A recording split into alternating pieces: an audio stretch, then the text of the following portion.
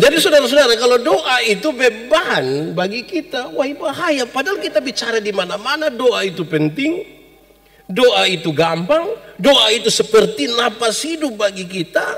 Tetapi justru banyak orang tidak berdoa. Banyak orang bahkan takut berdoa. Saya mau tanya yang peradaban dong ini, biasa kamu berdoa makan ku tidak? Mau makan berdoa, habis makan kenyang.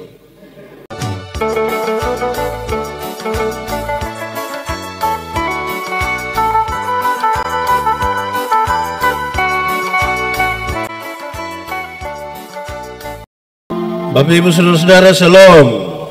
Lebih kuat sedikit, shalom. Selamat pagi buat kita semua. Hari ini tema yang ditetapkan oleh Majelis Sinode adalah spiritualitas doa.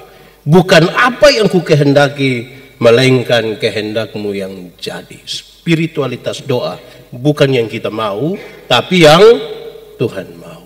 Saya harus mulai khotbah ini dengan bertanya, doa itu penting kok tidak penting? Doa itu penting kok tidak? Yakin? Doa itu gampang kok susah? Mulai turun sedikit. Kita ulang. Doa itu penting kok tidak penting? Penting. Doa itu gampang kok susah? Yakin? Kalau begitu tiap-tiap hari saudara berdoa dengan baik? Wih, kehilang. Doa penting, doa gampang. Tapi tidak semua orang menikmati kehidupan doanya dengan baik. Amin kok. Wenai ada. Justru untuk beberapa orang doa itu jadi beban. Tidak percaya. Coba lihat anak katekisasi dong, kita bilang, adik, mari kalau doa.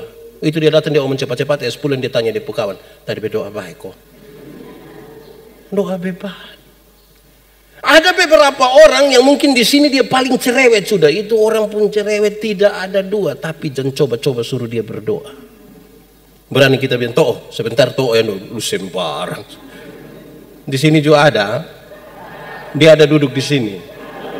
Laki-laki kok perempuan? Coba tunjuk.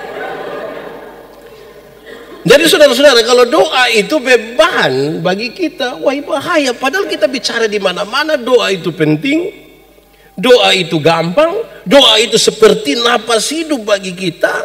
Tetapi justru banyak orang tidak berdoa. Banyak orang bahkan takut berdoa. Saya mau tanya yang peradaban dong ini, biasa kamu berdoa makan ku tidak? Mau makan berdoa, habis makan kenyang. Kadang-kadang kita ini sudah ada makanan di muka itu lupa berdoa. Tapi kalau sebentar ada makan, kalau kita terpaksa harus berdoa, itu orang sudah ambil, dong semua tutup mata, kita ikut tutup mata. Buka mata dong masih tutup, kita tutup ulang lagi begitu. Susah ini orang-orang Kristen kalau hidup seperti ini. Saudara bisa bayangkan spiritualitas doa kita seperti apa. Saudara-saudara, Tuhan Yesus itu di masa di mana dia mau masuk dalam kesengsaraannya, setelah perjamuan malam itu, dia bawa beberapa muridnya pergi dan mereka berdoa. Yesus berdoa, tepatnya Yesus berdoa di Taman Getsemani. Dia pergi ke sana saudara-saudara untuk menunjukkan bagaimana dia diatur oleh Tuhan dalam perjalanan penderitaannya. Dan saya kira ini yang penting untuk direnungkan bagi setiap orang, bahwa Tuhan Yesus menggumuli ini dengan baik. Bahkan ketika dia mau masuk dalam penderitaannya, dia berdoa. Kenapa? Tuhan Yesus tahu betul bahwa dia mampu melawan mereka. Kuasa itu ada pada dia untuk bisa melawan mereka, untuk mengalihkan itu semua bisa sekali. Saudara percaya Tuhan bisa lawan itu orang atau tidak? Saudara percaya Yesus bisa lawan orang? Jadi dia sementara ini ada dalam sebuah pergumulan yang berat. Kalau kita ada dalam kondisi seperti Yesus, kemungkinan besar kita tidak bisa melawan. Pasrah. Tapi Yesus bisa untuk melakukan apapun yang dia mau. Tapi dia sadar sesuatu di situ. Kenapa? Karena ada misi di situ. Misi apa? Misi penyelamatan umat manusia yang berdosa ini. Saya sering mengartikan misi itu sebagai tugas pokok. Tantangan itu merupakan hal yang mengganggu tugas pokok kita. Dan Yesus menunjukkan bahwa misi utamanya datang ke dunia ini untuk penyelamatan umat manusia yang berdosa. Karena itu godaan bahkan dari dirinya sendiri untuk menghindar dan menjauhkan diri dari penderitaan itu, dia harus lawan. Dia harus lawan. Tidak bisa dia harus ikut apa yang dipikirkan oleh manusia. Tidak ada orang bisa tolong dia, tapi dia bisa menolong dirinya sendiri. Saya kira ini minggu yang baik untuk kita merenungkan hal-hal ini. Dalam situasi itu, saudara-saudara, dia datang dengan 3 muridnya, Petrus, Yakobus, dan Yohanes. Mereka ini juga adalah orang-orang yang bersama-sama dengan Yesus ketika Yesus ada di gunung kemuliaan itu bersama dengan Elia. Ini bagi saya sudah cukup mewakili kita semua, saudara-saudara. Kenapa? Petrus, saya suka bilang di mana-mana, Petrus itu adalah orang yang pertama kali dari mulutnya menyebutkan, dialah Mesias dari Tuhan. Saudara lihat di penghujung dari pelayanannya dan sekarang mau masuk dalam penderitaannya, Yesus bersama-sama dengan Petrus yang dari mulutnya berkata, engkaulah Mesias dari Tuhan. Supaya untuk menghayati penderitaan Yesus sampai ke minggu ini, saudara-saudara, harusnya ini bersama-sama dengan mereka yang sungguh-sungguh mengaku, engkaulah Mesias dari Tuhan. Yakobus, siapakah Yakobus? Alkitab mencatat dengan baik, Yakobus ini adalah murid pertama yang kepalanya dipenggal. Matius pasal 16. Maaf, Kisah Para Rasul pasal 12 ayat 1 dan seterusnya, ayat 1-2. Herodes Agripa memenggal kepalanya. Ini hal yang saya kira luar biasa. Kenapa? Ketika Yesus mau masuk dalam penderitaannya, dia bukan saja bersama-sama dengan orang yang memberikan, yang berani berkata dari mulutnya, mengaku dari mulutnya engkau Mesias dari Tuhan, tetapi yang berani memberikan nyawanya bagi Tuhan. Murid yang lain ialah Yohanes. 4 kali dalam Injil Yohanes disebutkan, inilah murid yang paling dikasihi oleh Yesus. Kenapa? Karena mereka punya kedekatan, punya relasi yang kuat, yang begitu damai dengan Tuhan. Harusnya ini mewakili orang-orang percaya yang berani mengaku dengan mulutnya, berani memberi nyawanya bagi Tuhan, dan sekaligus punya relasi yang kuat dengan Tuhan. Ini dulu, saudara-saudara, baru kita bisa menemukan spiritualitas ketika mereka melakukan apapun dalam konteks melayani. Kalau ini tidak ada pada kita, saudara-saudara, berani omong dengan mulut, berani memberikan nyawa, berkorban, dan sekaligus adalah orang yang punya relasi dengan Tuhan, saya yakin saudara tidak mungkin militan. Saya yakin. Hari ini, saudara-saudara, kita akan memperhadapkan Badan Pengurus Multimedia Klasis Kupang Barat.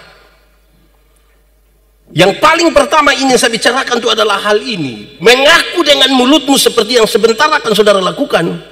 Berani berkorban dan punya relasi dengan Tuhan. Kenapa ini penting? Karena kalau hal-hal ini tidak ada pada saudara, saya yakin saudara akan mempersiapkan segala sesuatu.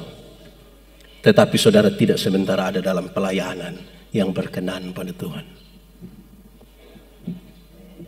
Ada satu anak biasa ikut saya pelayanan. Dia ada di sini. Tapi saya tidak mau tunjuk dia. Dia satu saat bilang kepada saya, ini anak sangat sibuk melayani. Dia terima pelayanan di beberapa gereja. Satu saat dia bilang ke saya, Pak Pendeta, Saya ini kok tidak pernah dengar firman. Padahal saudara tahu mulai dari siap itu acara sampai segala macam berkaitan dengan multimedia, semua dia yang urus. Tapi ternyata dia tidak pernah ikut pemberitaan firman Tuhan. Tapi pelayanan di mana dia ada. Saya takut kalau sebentar kamu begitu. Atau memang kamu sudah begitu. Bertobatlah. Kalau kamu tidak bertobat, minimal berobatlah. Kamu sakit secara spiritual. Jadi yang paling pertama saya ingin sampaikan, jangan sampai kita sibuk untuk mempersiapkan alat-alat tapi tidak dengan spiritualitas yang benar kepada Tuhan. Apa pengaruhnya, saudara? Ada banyak orang bisa mempersiapkan alat-alat. Ada banyak orang mungkin lebih baik untuk mempersiapkan segala macam yang berkaitan dengan multimedia. Tapi kalau dia tidak dengan spiritualitas yang berkenan kepada Tuhan, betapa kita tidak berbeda dengan banyak orang di dunia ini. Amin kok. Satu hal yang akan menjadi perhatian saudara adalah hal-hal di mana yang dulunya tidak kita pikirkan sekarang menjadi bagian yang kita pikirkan. Di mana? Kita tidak pernah bayangkan bahwa ada satu waktu di mana kita hanya bisa beribadah dari rumah, di rumah, secara virtual, online. Itu nyata, saudara.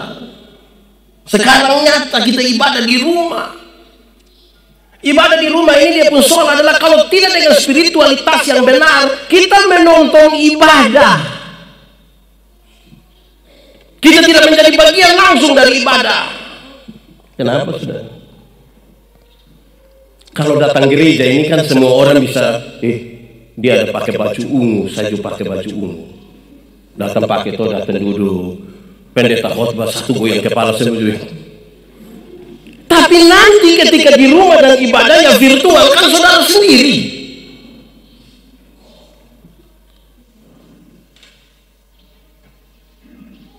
Di gereja saudara ketika kita berkumpul begini, waktu memberi persembahan, kalau di sebelah kasih, kan di sebelah tidak kasih, kan dia ke karmana kok. Pernah rasa begitu kok? Atau sendiri alami? Kalau di sebelah kasih, di sebelah terpaksa kasih. Dan supaya saudara tahu, supaya tahu bahwa kita sama-sama memberi, nilai itu menjadi catatan dari saudara. 1000 juga tidak apa-apa, angkat.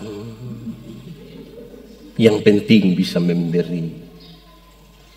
Orang yang ibadah di rumah, kan itu tidak ada yang dipaksa dia, terserah dia. Saudara bisa bayangkan kalau spiritualitasnya bermasalah. Amin kok. Jadi saya mulai ini khotbah sebelum masuk ke tema yang luar biasa ini, saya mulai dari spiritualitas dulu. Kan dia bicara tentang spiritualitas doa. Kita beribadah di rumah, kalau datang gereja kita masih bisa pakai pakaian bagus-bagus begini. Di rumah,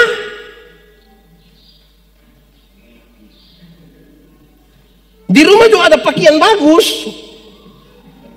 Yang anak nona pakai celana, itu celana juga ada di rumah. Mau umpan siapa di rumah? Ini ibadah ini. Tapi kita pakai pakaian ala kadar sembarang saja. Saya tidak suka sebut celana umpan. Saya sebut dia dengan nama celana yang penuh dengan tanda tanya.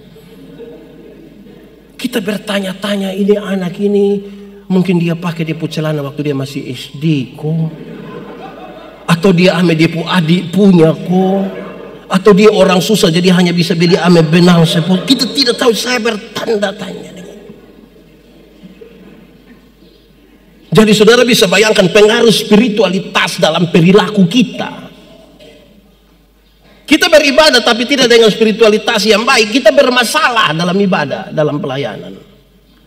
Dan itu kemudian akan menunjukkan kualitas kita. Saudara-saudara yang akan diperhadapkan, kemudian salah satu pekerjaan saudara adalah menyiapkan ini bahan-bahan pelayanan ini untuk banyak orang yang di seluruh dunia akan mengikutinya. Anda akan pergi dan berjumpa dengan banyak sekali orang yang mungkin saudara tidak kenal, dan saudara akan menginjili mereka dengan pelayanan saudara. Dan kalau itu tanpa spiritualitas yang baik, betapa kosongnya pelayanan itu. Sekali lagi, spiritualitas di gereja. Pendeta Yandi berkhotbah 1 jam dan saudara mengantuk, kan perasaan dan takut saya marah. Saudara akan begini, saudara angguk. Saudara jangan angguk, karena saya mengerti. Saya berkhotbah di mana-mana, saya tahu anggukan itu ada 2. Kalau dia pun tempo tetap, itu mungkin mengerti. Biar tutup mata sekalipun saya tahu dia, kalau dia bilang begini, oh ini pas ini. Tetapi kalau dia pun tempo berubah, turunnya pelan, naiknya cepat. Kalau dia turun begini, aduh, itu belum tentu mas. Saudara, setan ini lagi uji kita sebenarnya. Banyak orang itu di rumah dia mete ngiri, mete. Di mana ada yang tukang mete kok? Ada. Fam apa? Itu mete, itu dia mete luar biasa. Tapi coba kalau dia begini, mari kita kumpul kok kita baca ame Alkitab. Tiap hari 1 pasal sedang berdoa. Saudara bisa rasa kok tidak? Pas ambil Alkitab mau baca langsung, mete bisa baca Alkitab. Betul. Di sini juga ada. Dia jemaat atau majelis? Atau majelis jemaat? Dorang ini kalau nonton itu ikatan cinta itu, dorang tidak tahu mengantuk ini. Jadi dorang punya spirit, nama spiritualitas ikatan cinta. Yang love story itu, dorang tidak mengantuk. Tapi kalau berdoa tiba-tiba dorang mengantuk, itu rasa kayak harus pakai korek api kok tongkat begini baru bisa itu. Saudara bayangkan, kalau kita di rumah itu kita seenaknya saja. Banyak orang bisa ikut ibadah nih sambil makan-makan. Bayangkan spiritualitas seperti apa. Ketika dulu ibadah di rumah baru mulai, saudara-saudara, kan kita minta jemaat-jemaat kalau kamu ibadah habis itu tolong foto kirim supaya biar kita lihat dulu, kita sama-sama bisa bersyukur. Oh ternyata keluarga ini juga beribadah segala macam. Oh dan foto. Kirim. Saya lihat dong pakaian ini, aduh ini orang ibadah. Dong pakai daster ini. Itu pun ada robek di sini. Ini kita menghadap Tuhan ini. Amin kok. Jadi tolong pakai yang baik sekalipun di rumah. Bapak-bapak dong ini kadang-kadang dong mau coba untuk mau bikin yang baik. Jadi sudah ibadah di rumah, bapak ini hari yang saya harus kasih tunjuk yang baik. Bapak tua siap bapak datang. Pakai batik, celana panjang pas sampai dia pun anak do heran, anak langsung bilang, wih, bapak tua langsung, kamu omong sekali betul ibadah. Tersinggung.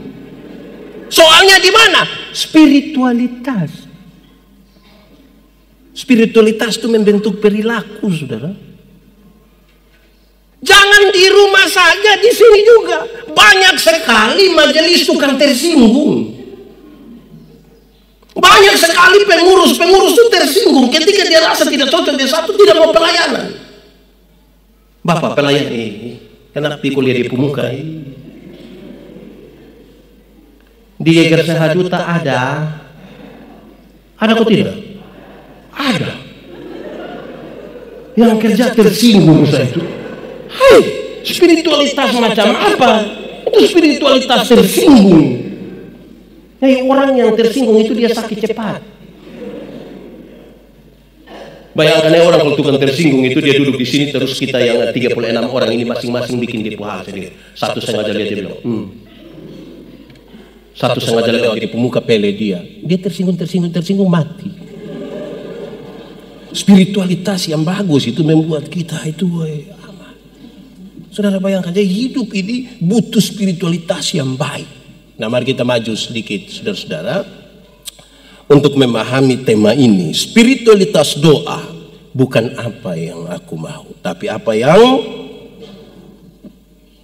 kita lihat sikap tubuh Yesus ketika dia berdoa. Pembacaan tadi menarik. Yesus rebah sampai ke tanah. Rebah sampai ke tanah. Memang saya ingin sampaikan kepada saudara bahwa sikap tubuh itu tidak lebih penting dari sikap hati. Rebah sampai ke tanah, tapi kalau hati tidak diarahkan kepada Tuhan itu sama-sama.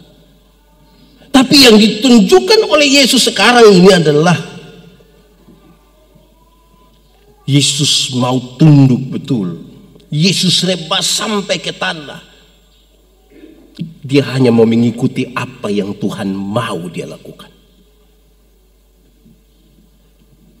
Dia hanya mau mengikuti apa yang Tuhan mau.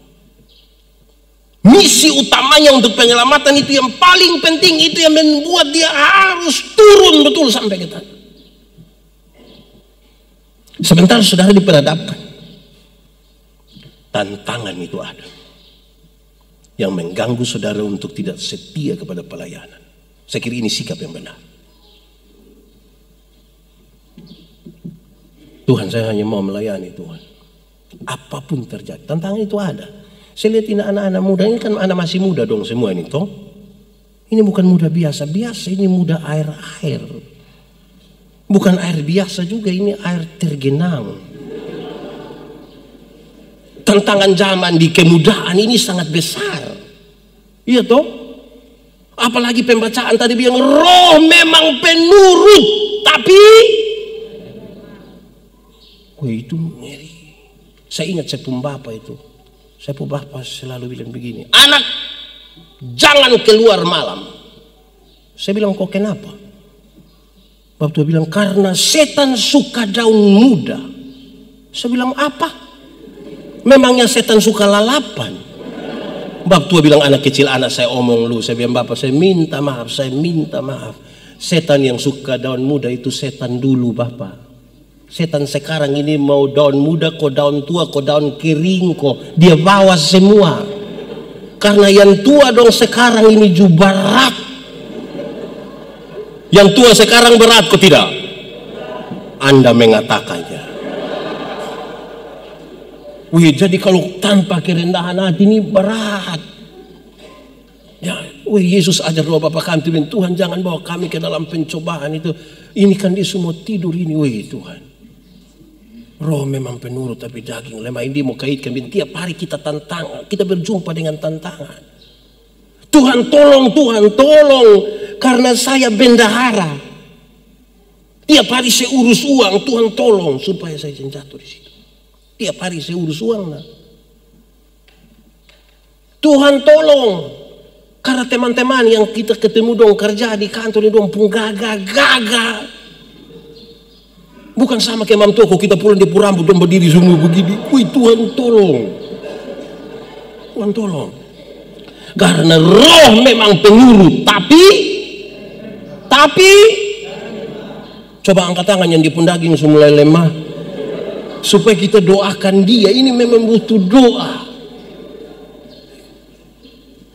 Tantangan zaman ini besar. Saudara bayangkan. Di zaman kami, di zaman saya, itu kan kita tidak pegang motor lagi kayak anak-anak muda. Tidak ada motor, belum ada motor banyak-banyak. Sampai ada yang punya motor itu orang terlalu kaya. Tidak ada handphone. Jadi kalau kita berkumpul di satu tempat ya hanya di situ. Anak sekarang dong bisa duduk di sini tapi dong pun pikiran ada di Ragnamo. Di jalur 40. Ini dong saya lihat dong biasa di jalur 40.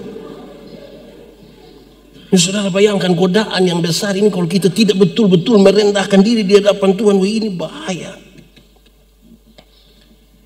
Sesaat menuju penderitaannya Yesus mengajar kepada murid-muridnya. Tidak sanggupkah engkau berjaga-jaga walaupun hanya 1 jam? Berjaga-jagalah, waspadalah walaupun hanya 1 jam. Yang menarik saudara-saudara, Yesus berdoa, don't tidur. Yesus datang, hai, tidak sanggup kamu berjaga-jaga. Yesus datang, don't tidur lagi. Oke. Yesus datang, yang mau tangkap Yesus dong sudah datang. Yesus sedang bilang, "No, sekarang lihat kau tidur sudah." Saya mau tanya, dong bisa tidur? Waktu itu orang dong mulai datang, kau mau tangkap Yesus, yang tadi mengantuk dong bisa tidur? Pertanyaannya, kenapa tadi dong tidur? Karena dorang rasa tidak ada masalah. Sudah kok bikin pusing diri, bikin apa?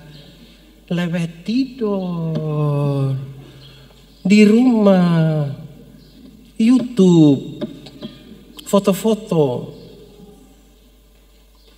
Orang tidak ada masalah tuh dia santai-santai, malas tahu dengan seluruh keadaan. Tapi harusnya dalam tanggung jawab itu saudara-saudara ada tantangan-tantangan yang buat kita hampir-hampir tidur juga tidak bisa.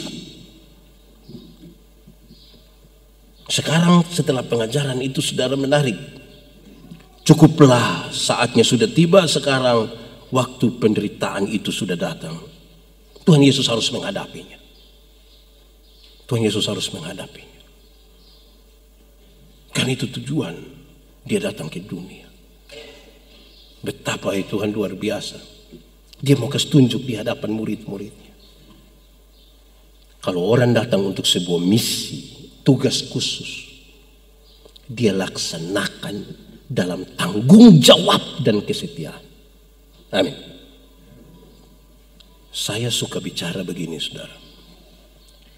Kewajiban dan tanggung jawab itu dua hal yang berbeda. Orang kalau sekedar menjalankan kewajiban, dia selalu pakai ini kata, kok yang penting, kok yang penting, pokoknya kan itu dia kewajiban. Tanggung jawab itu kelasnya di atas. Saudara pernah dengar, saya punya pengalaman kecil ketika saya masih melayani di Sabu. Saya kenal satu koster, dia pun nama Amaju. Amaju punya satu istri dan 5 orang anak. Ada satu waktu saya bilang dia begini, "Ama, iris tuak susah kok tidak?" Dia bilang, "Susah Bapak." Coba Ama gambarkan dia pun susah. Dia bilang, "Bapak, kita bangun jam 2 pagi Bapak. Kita naik itu pohon tuak, itu baru turun jam 7 pagi. Karena pohon banyak, tidak mungkin kita naik dari satu pohon, turun kembali dari itu pohon, berpindah ke pohon yang lain. Itu buang waktu, buang tenaga. Jadi kita sambung dia punya daun, baru langkah di sebelah. Itu tersalah jatuh. Pisau terlalu tajam Bapak, kadang-kadang melukai kita pun tangan. Mayangnya terlalu keras, belum lagi kalau ada tokek di atas." Terus saya tanya dia bilang, "Ama, setahu iris tuak susah begitu, siapa suruh Ama mau iris tuak?" Dia lihat dia punya istri, baru dia bilang begini, Dia begitu sah. Dia lihat kepada istri dan 5 orang anaknya, baru dia bilang, Terus dia tambah satu kalimat kecil yang buat saya mengerti. Dia bilang begini, "Nanti dorang makan apa Bapak?" Itu pernyataan yang membuat saya mengerti. Dia bangun jam 2 pagi, turun pohon tuak jam 7 pagi, risiko jatuh atau terluka. Dia melakukan itu bukan sekedar sebuah kewajiban. Tapi apa? Tapi apa? Tanggung jawab. Tanggung jawab itu harus dibangun di atas spiritualitas yang benar. Kadang-kadang kita ini punya tanggung jawab sumati. Pendeta, penatua, diaken, pengajar sama kadang-kadang. Banyak sekali ketika waktu pemilihan ini majelis jemaat dong ini, banyak yang dengan sombong sekali omong bilang begini. Yang pendeta bilang, "Saya tidak pernah pikir mau jadi pendeta." Takuju kok. Kalau banyak majelis jemaat dong pembahasa bilang begini, "Sebenarnya saya tidak mau. Mas dong main datang kau bilang Bapak." Di sini juga ada yang sebenarnya tidak mau. Ini mau semua kok. Yang mau saja bermasalah, apalagi yang sebenarnya dia tidak mau. Bagaya. Karena itu dibutuhkan spiritualitas yang benar ini. Karena yang mau saja ada tantangan. Apalagi yang sebenarnya. Ini hari ini untuk bahaya di tengah-tengah pandemi ini kan tidak ada paduan suara vokal grup. Bahaya juga. Kenapa? Biasanya dia tahu menyanyi, tapi dia tidak menyanyi. Kosong hari Minggu kalau kita ibadah sendiri itu kosong, tempat-tempat ini kosong, tidak ada. Tapi ketika orang tahu bahwa Bupati Kupang dan Ketua Sinode akan hadir di sini perhadapan, wih itu solo Judia, duet Judia, vokal grup Judia, paduan suara Judia, semua dia habis. Dia pakai baju ungu dengan motif roti. Itu spiritualitas makam puji di punama itu. Adik-adik, saya mau kasih tahu saudara, saudara diperhadapkan mempersiapkan tim multimedia. Saya mau kasih tahu saudara, siap semua terus kita mulai, titik. Tadi juga begitu. Ada komunikasi dan teman-teman multimedia. Bapak tunggu sedikit setelah YouTube jadi kita mulai. Iya, kenapa? Kenapa? Jangan orang suruh kita semula ibadah, kalau kamu datang sini, lu apa? Itu spiritualitas bagaya itu. Duduk diam-diam di situ. Siap semua baik-baik. Kecuali kalau ada hal yang sangat mendadak. Kita ini kadang-kadang lompat sana, lompat sini. Hai. Duduk diam-diam. Jadi saudara bisa bayangkan, saudara pun tanggung jawab. Ini barang, ini bukan Alkitab. Kamera itu bukan Alkitab. Tapi dia menunjang semua. Saudara bayangkan kalau penginjilan saudara berhasil dan 5.000 orang hari ini hadir. Mereka duduk sampai sana terus tanpa ini pengeras suara. Coba. Terus pendeta bilang, saudara-saudara yang dikasihi di dalam Tuhan, bisa dengar di sana. Itu pendeta pada dia khotbah 3 kali, satu minggu dia selesai. Karena dia akan saudara-saudara mau bertahan 2 tahun tidak bisa. Dia bukan Alkitab, tapi dia menunjang. Karena itu saudara harus siap dengan baik. Amin kok. Supaya dong ikuti dong dengan. Bayangkan ya saudara, kalau misalnya saya khotbah begini tiba-tiba dia pun kabel kenapa kok? Bisa paham tuh saudara? Jadi ini bukan sesuatu yang membuat kita menjadi berbeda dengan orang lain, tapi bertanggung jawab supaya segala sesuatu berjalan. Liturgi ialah seluruh komponen, seluruh perangkat yang mendukung jalannya sebuah ibadah. Dan karena itu saudara-saudara yang diperhadapkan adalah bagian dari itu liturgi. Kalau yang ini dia pun nama tata ibadah. Tapi liturgi itu seluruh komponen yang kita pakai. Amin kok. Mari kita bicara tentang doa. Bukan kehendakku, tapi kehendakmu yang jadi. Saudara, saya catat beberapa hal. Pertama, percaya kepada kuasa Allah. Dan hanya kepada Tuhanlah kita percaya. Percaya pada kuasa Tuhan. Ini spiritualitas doanya di situ. Dan memang hanya kepada Tuhan kita percaya. Beberapa hari yang lalu saya kasih naik sebuah video. Potongan video pendek. Saya tulis di atas. Kecewa ialah. Yang komen paling banyak itu Pak Pendeta Yefta. Kecewa ialah karena terlalu berharap pada manusia. Siapa yang terlalu berharap kepada manusia, satu saat dia akan berjumpa dengan satu kata yang dia pun nama kecewa. Pernah kecewa? Tidak usah om. Saya lihat yang ini dong, ini muka kecewa semua. Karena terlalu berharap kepada manusia.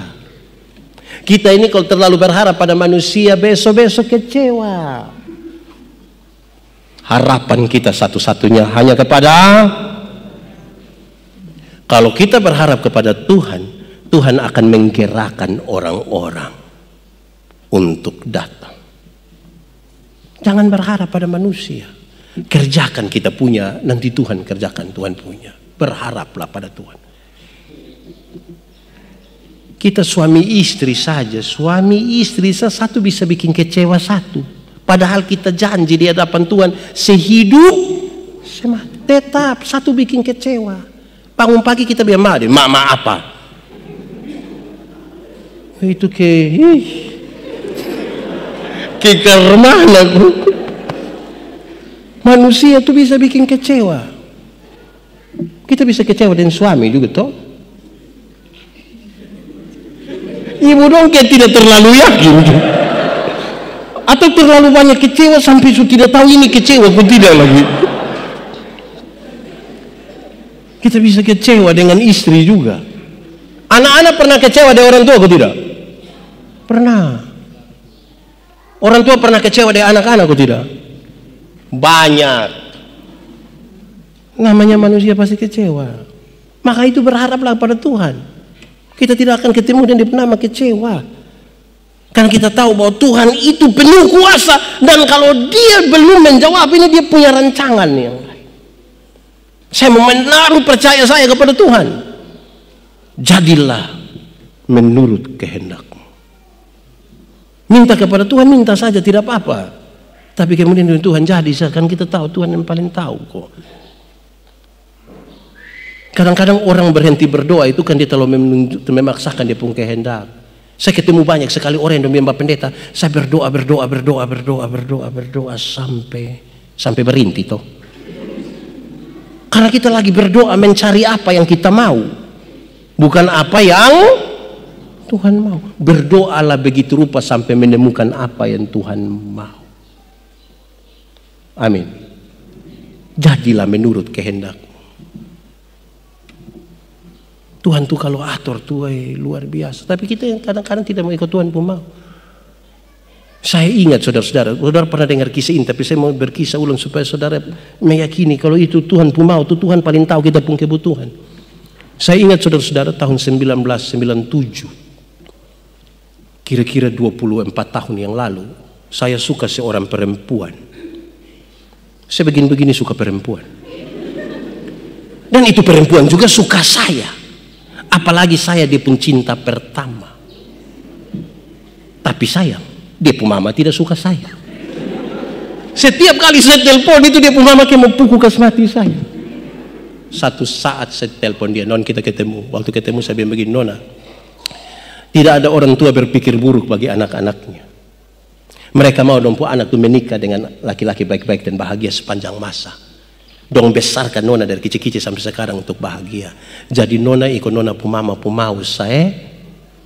Dia lihat saya baru dia bilang, Kak pumaksud. Waktu dia bilang Kak pumaksud, saya bilang kita dua putus. Dia bilang apa? Putus. Loh.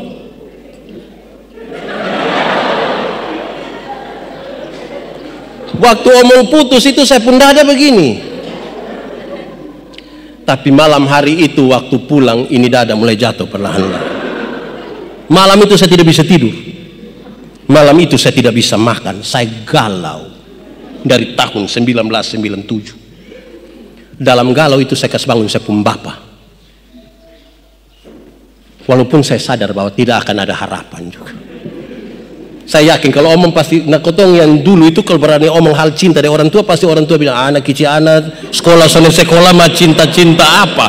Tapi malam itu memang terlalu susah. Saya kasih bangun saya pun bapak. Saya bilang bapak, doa kasih beta dulu. Kenapa bapak? Bapak tua tanya kenapa? Itu Nona bikin beta kacau bapak. Bapak ya oke baik kita berdoa.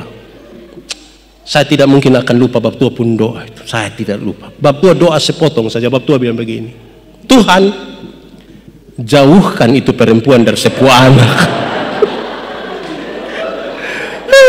Dengar begitu dia pun sakit di mana? Di mana? Ini sakit semua ini. Harusnya bapak tua berdoa Tuhan tolong lembutkan dia pun mama pun hati. Ini Tuhan jauhkan. Wih saya mau marah mau saya pun bapak badan besok saya diam-diam. 12 tahun kemudian ketika saya menikah dengan ibu pendeta baru saya mengerti.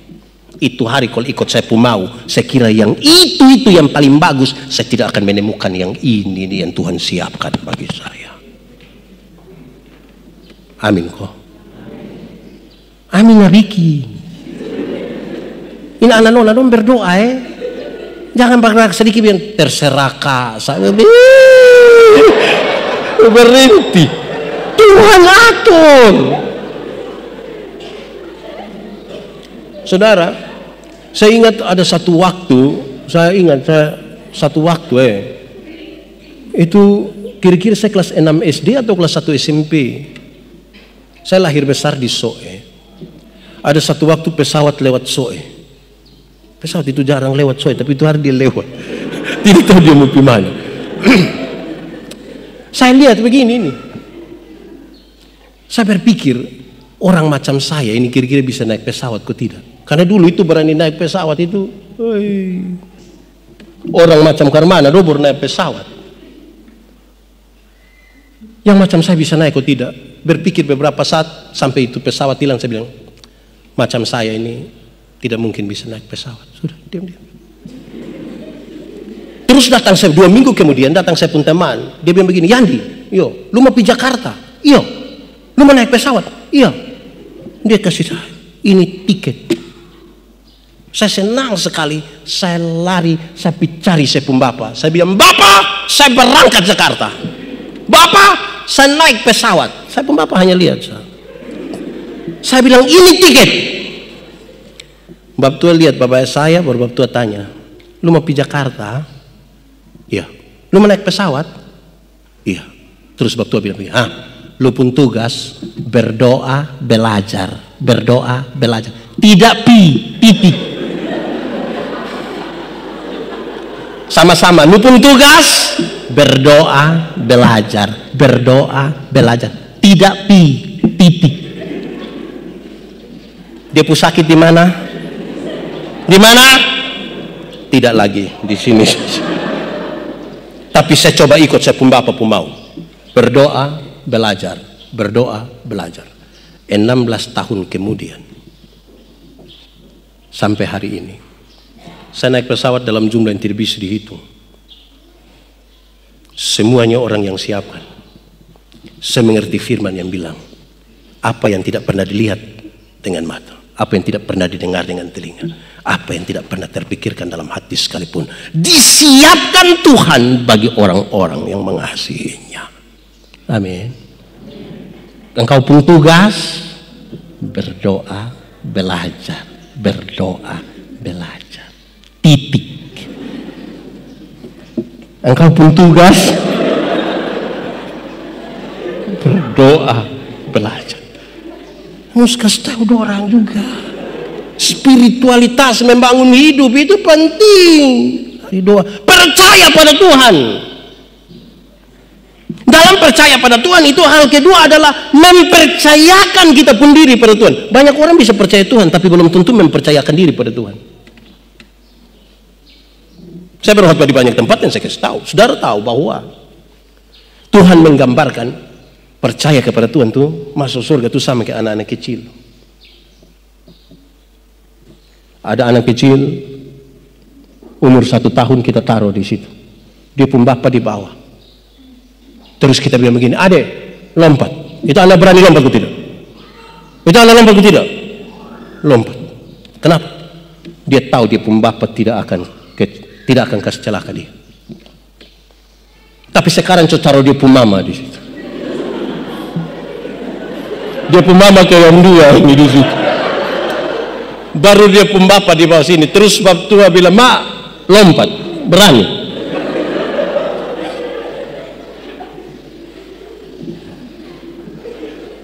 Mempercayakan diri itu hal yang luar biasa, sudah.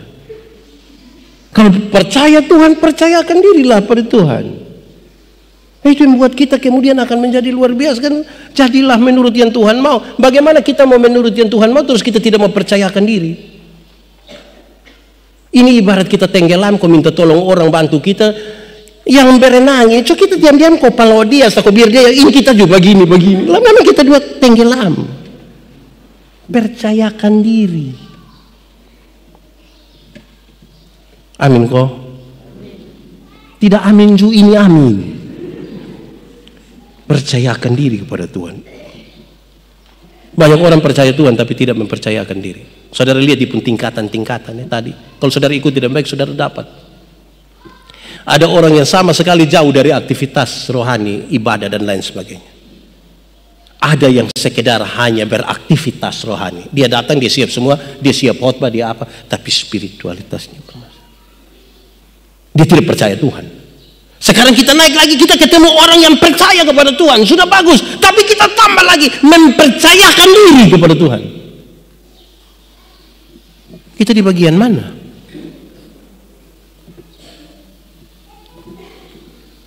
Saudara, yang ketiga saya catat, Tuhan Yesus berdoa supaya dia mampu betul mengalahkan ini kedagingan dia. Karena sesungguhnya dia bisa melawan. Karena sesungguhnya dia bisa melawan. Saudara, ini hal kenapa saya ingin sampaikan pada kita, terutama untuk adik-adik yang di peradaban. Ketika kita dipanggil dalam pelayanan, mungkin pertama motivasi kita masih lurus. Masih lurus. Makin hari karena saudara belajar, berdoa, belajar, saudara sudah tambah hebat, saudara sudah tambah bagus. Terus klasis Kupang Barat punya multimedia nih, woi sudah luas sekali, so hebat. Ada orang tanya, Kak di gereja mana? Yegar, pelayanan apa? Multimedia saya yang urus. Dia tambah satu kalimat. Dong bayar berapa?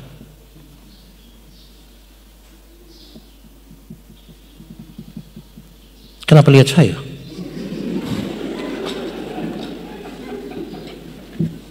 Kalau dong mulai tanya dong bayar berapa, saudara terguncang. Macam Kak hebat begini, ini masa dong hanya kasih begitu? Aduh, ini manusia dong tidak hargai profesionalitas sekali. Aduh, dembeta sah 4 kali lipat, pilih mana?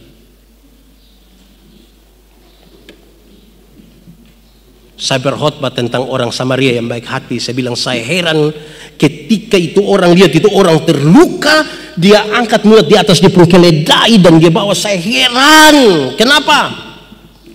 Dulu kan belum ada Auto Innova ko, Auto Pajero Sport ko, belum ada. Keledai itu dia punya Auto. Dia bisa muat di situ orang yang tidak kenal untuk bawa. Saya mau tanya saudara, kalau saudara ada Auto terus ketemu orang sakit di jalan, minta untuk bawa, saudara berani muat? Berani? Jemaat berani? Majelis berani? Ada orang susah muat jalan, berani? Yang bilang berani itu karena dia belum ada Auto.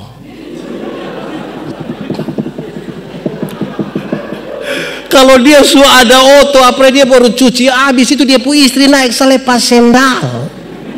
Apalagi dia mau kasih naik orang. Jadi tambah hari ketika saudara makin maju, godaannya makin besar.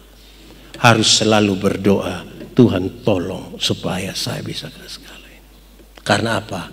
Roh memang penurut. Tapi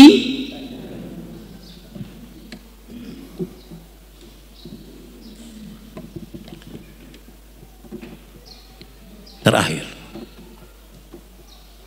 Tuhan Yesus berdoa sekaligus ingin menunjukkan kepada kita bagaimana dia menyandarkan dia pun diri pada apa yang Tuhan rencanakan. Tuhan pun rencana ini menarik kadang-kadang saudara. Yusuf, dia jadi seorang yang bisa menafsirkan mimpi. Ternyata karena dia bisa menafsirkan mimpi, dia jadi orang yang tidak disukai bahkan oleh saudara sendiri. Dia pun saudara dong merasa ada perlakuan beda dari dia pun bapa untuk dorang. Dia pun saudara dong buat apa? Rencana bunuh kas mati. Tapi ketika dorang mau bunuh dong rasa juga kasihan, dong buang sendiri. Habis itu dong jual dia. Habis jual, dong jual lagi. Dia masuk sebagai hamba di rumah Potifar. Kena fitnah, masuk penjara. Tapi saudara tahu, ketika dia jadi penguasa nomor 2 di Mesir, kelaparan merajalela dan dia pun saudara-saudara datang ke Mesir setelah tahu bahwa dialah Yusuf. Dong berniat untuk minta ampun di dia. Apa yang Yusuf bilang? Bukan kamu yang menyuruh aku, tapi Tuhan yang menempatkan aku di sini untuk menolong bangsa-bangsa termasuk kamu. Saudara lihat ya, rencana Allah bagi Yusuf itu dia sendiri tidak tahu. Sampai satu saat yang sangat panjang dalam perjalanan dia bilang, ternyata ini saya mengerti rencana Tuhan di sini. Dia ikut proses itu, dan dalam itu proses bagaimana menuju kepada rencana Allah, dia ikut Tuhan pun mau. Salah satu bukti dia tidak melakukan yang Tuhan tidak berkenan. Bayangkan di rumah dia dengan Potifar pu istri. Kenapa? Potifar pu istri cantik, gagah. Kalau dia melayani Potifar pu istri, makan fare lagi dapat fasilitas tambahan. Enak atau tidak? Enak atau tidak? Endos. Tapi dia tidak mau. Wih, saya bilang untung Bayi Yusuf kena saya. Kalau karena bukar mana? Dalam proses yang ikut Tuhan pun mau itu, baru dia tahu ternyata Tuhan rencana untuk dia menolong orang susah. Mau ikut rencana Tuhan kok? Mau? Kamu kira ragu-ragu? Nanti baru suatu saat saudara bilang begini, ternyata memang lewat cara ini Tuhan menolong saya dan menolong orang lain. Tapi jalan ikut Tuhan pun mau. Amin kok. Ini multimedia dong, ini harus ikut Tuhan pun mau. Kamu akan tahu banyak hal, kamu simpan banyak video, kamu simpan banyak gambar. Lihatlah secara normal. Sebab kalau kamu mulai lihat begini-begini,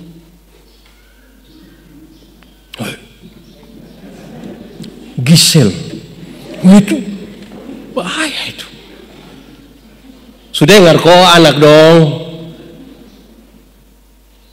Ikut Tuhan pun mau. Satu saat saudara mengerti, dalam persekutuan dengan Tuhan tidak ada jeripaya yang sia-sia. Tidak ada. Banyak kok, minimal saya omongnya minimal saya. Setia dalam gereja, nanti dia menikah dengan pemuda gereja. Tapi saya tidak omong itu. Saya mau kasih tahu saudara, Tuhan itu terlalu tahu apa yang dia mau berikan buat kita. Tapi apakah kita mau percaya Tuhan? Kok tidak?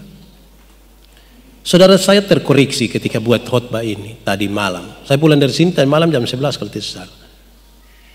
Saya terkoreksi betul. Kenapa? Tadi malam saya pimpin satu ibadah di rumah pelayan.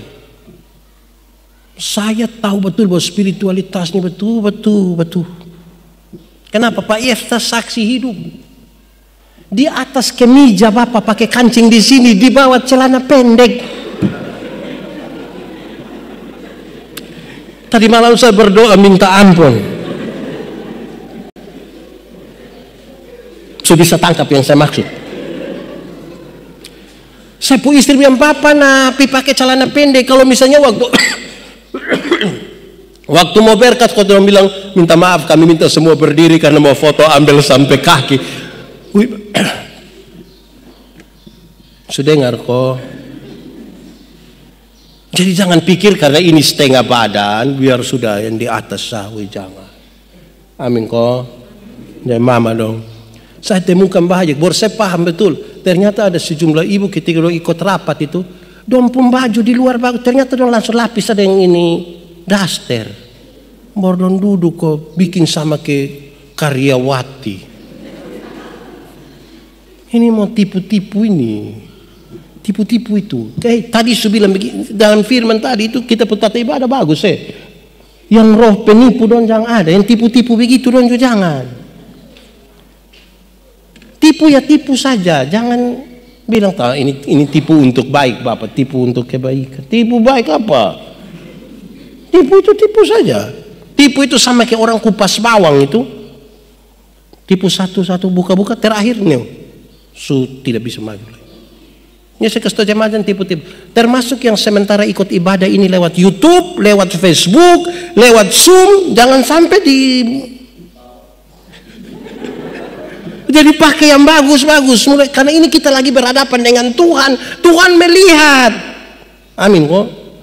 Majelis tidak lihat, tapi Tuhan lihat. Pendeta tidak lihat, tapi Tuhan lihat. Mari kita bangun spirit di rumah. Saudara lihat, dengan ini media kita berjumpa dengan jemaat sampai di dalam kamar tidur sekalipun. Mari kita atur dengan baik semuanya.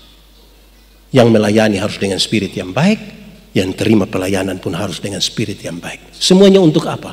Semuanya untuk kemuliaan dan hormat bagi nama Tuhan. Ini semua media yang kita maksimalkan. Untuk apa? Untuk kemuliaan Tuhan. Dan saudara diberi kepercayaan oleh gereja untuk mengatur media-media ini. Kan bagus. Di tiap-tiap gereja ketika hari Minggu ini saudara berkhotbah, Pak Pendeta berkhotbah, saudara rekam, simpan. Minggu depan Bapak tua tidak bisa bikin kembali ini khotbah baru. Berani ulang ini khotbah dengan Bapak baru minggu lalu. Mau protes bab tua, Bapak kok ini jelas ini. Dengan sendirinya bab tua siapkan dengan baik. Saudara bekerja dengan baik, semua bekerja dengan baik, aman toh? Aman. Tapi kadang-kadang saudara tahu, kalau spiritualitas kita tidak bagus itu kita tipu. Tadi kita di belakang saya bilang, Bapak, HP ini seperti pisau tajam. Kalau pisau tajam ini dipegang oleh seorang dokter bedah, dia menolong orang, operasi toh. Tapi kalau pisau tajam itu dipegang oleh OPK, orang potong kepala, dia bikin susah banyak orang. Tergantung sekarang disapa kita pegang. Ini HP, ini kita telepon mama majelis. Yang bendahara yang mana? Mam bendahara. Dia bilang, Oma, Teo, di mana? Sudah selopi, sampai mana? Dia sampai rumah. Jadi barang ini kalau tidak ada spirit yang baik kita bisa tipu-tipu. Kita masih jauh pun kita telepon, sudah dekat, sudah. Dibutuhkan spiritualitas yang bagus. Tuhan memberkati kita. Mari kita tunduk kepala di hadapan Tuhan Allah. Kita angkat hati kita pada Tuhan karena ini waktunya Tuhan melihat kita semuanya. Saat ini saya telah mendengar firman, karena dia memiliki hati dan dia tahu siapa kita. Minta Tuhan sentuh hati kita jamah hidupnya. Firman Tuhan berkata, kalau kamu dengar suaranya, jangan keraskan hatimu. Minta Roh Kudus lembutkan setiap hati yang keras. Biar spiritualitas kita ini berkenan kepada Tuhan, berjumpa dengan Tuhan. Mari kita berdoa. Tuhan, terima kasih untuk firman, menolong kami, mengoreksi kami, membangkitkan semangat buat kami, supaya kami makin berkenan kepadamu. Paling tidak dalam doa kami menemukan apa yang harusnya kami buat. Dan terima kasih, kami percaya kalau Tuhan di dalam kami dan kami di dalam Tuhan, benih-benih firman ini bertumbuh dan berbuah dalam hidup kami. Terpujilah namamu. Biarlah kasih Tuhan yang luar biasa itu akan menyertai kami dalam perjalanan hidup dan pergumulan-pergumulan kami. Amin.